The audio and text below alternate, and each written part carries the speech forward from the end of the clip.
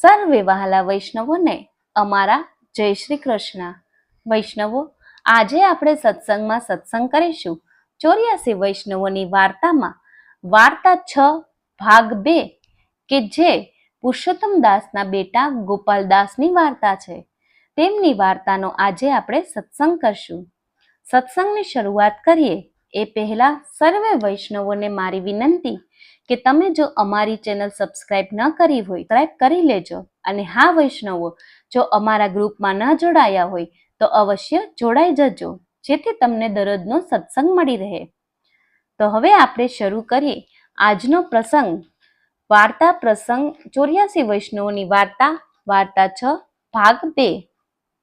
શ્રી આચાર્યજી મહાપ્રભુજીના સેવક પુરુષોત્તમ દાસના બેટા ગોપાલદાસ.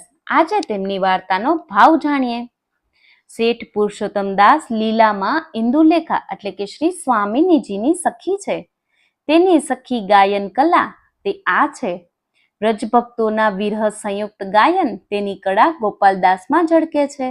એમ કહી એ જણાવ્યું કે ગોપાલદાસ વિરહમાં સદન મગન રહેતા.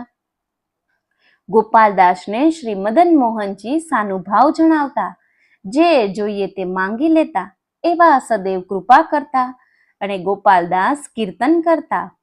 એક સમયે હોળીના દિવસોમાં ગોપાલદાસનો વિરહ થયો. હોળીના ભાવરૂપ સંયોગ રૂપની સ્મૃતિ થઈ. વ્રજભક્ત જેમ વેણુ ગીત યુગલ ગીત થાય છે, તે ભાવથી બે કીર્તન લલાના કહીને ગાયા. લલાનનો અર્થ એ કે વ્રજની લલના એ પ્રકારે વિરહ ભાવ કરે છે. લલનના ગાતા જ શ્રી ઠાકોરજીએ લીલા સહિત દર્શન દીધા. ગોપાલદાસે બલિહારી લીધી. તેથી ગાયું છે, મદન મોહન કે વારને બલી બલી દાસ ગોપાલ. કેટલાક દિવસ પછી ગોપાલદાસનો દેહ અશક્ત થયો. ભગવાન નામનો ઉચ્ચાર કરતા ત્યારે શ્રી મદન મોહનજી આપ હુંકારી દેતા, એવી કૃપા કરતા. એમ કરતા રાત્રિએ ગોપાલદાસને નીંદ આવી, પણ ચોકીને વિરહમાં પુકારતા, શ્રી મદન મોહનજી. ત્યારે મંદિરમાંથી શ્રી ઠાકોરજી કહેતા, કેમ પુકારે છો? હું તો તારી પાસે જ છું. ગોપાલદાસજી કહેતા, મહારાજ આપ જાગો છો? મારો તો પુકારવાનો સ્વભાવ પડ્યો છે. ત્યારે શ્રી મદન મોહનજી કહેતા, મને તારો વિરહ સહી શકાતો નથી, તેથી તારું સમાધાન કરું છું. એ પ્રકારે ગોપાલદાસ મંદિરનું અને ચોકનું તાળું લગાડી ચોખટ ઉપર માથું ધરી એક વસ્ત્ર બિછાવી વિરહમાં પડ્યા. શરીરના સુખની ખબર જ ન રહી. તેમને વિરહના કીર્તન બહુ ગાયા. શ્રી આચાર્યજીના ગ્રંથ સુબોધની નિબંધ, શ્રી ગુસાઈજીના રહસ્ય ગ્રંથો, બધા ગ્રંથો ગોપાલદાસ અનુસરમાં જોયા.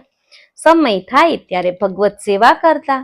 વેપાર વાણિજ્ય લૌકિક વૈદિક બધું ત્યાગ કરી લીલા રસમાં મગ્ન રહેતા.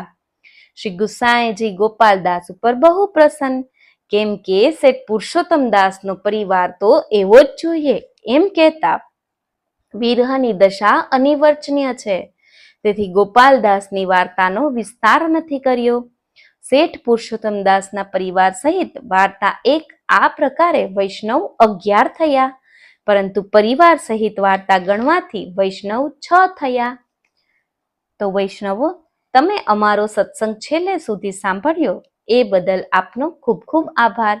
અને જો તમને અમારો સત્સંગ ગમ્યો હોય તો અવશ્ય અમારી પુષ્ટિ માર્ગીય વૈષ્ણવ પરિવાર ચેનલને લાઈક કરજો. અને હા, લાલ બટન દબાવીને સબસ્ક્રાઇબ કરવાનું ન ભૂલતા.